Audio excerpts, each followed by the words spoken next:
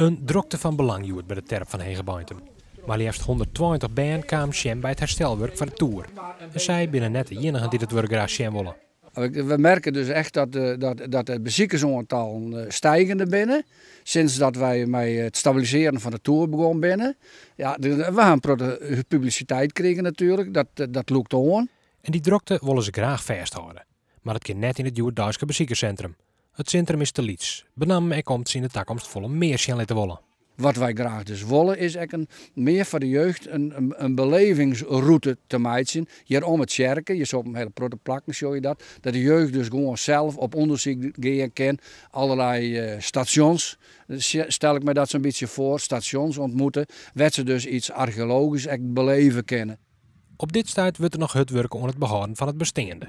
Een nieuwe constructie moet voorkomen dat de Tour omvalt. De Tour is op stoeltjes zetten.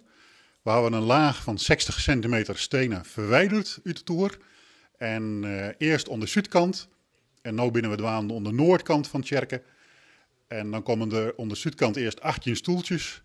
Dat werd met betonijzer verboend en dan komt er 15 kuub beton in. En dat zal Nijweken dan ook nog aan de noordkant gebeuren.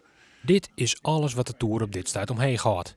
Nijweken komt er een laag beton bij en daarmee is het wichtigste pad van het werk klaar. En dat is maar goed, want het is krek appetiet.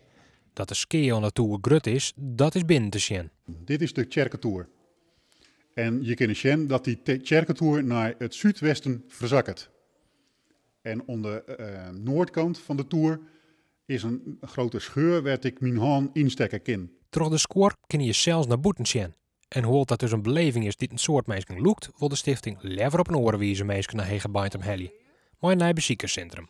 Maar of het er komt, is de vraag. Het yield, dat is altijd het moeilijkste natuurlijk. Hè.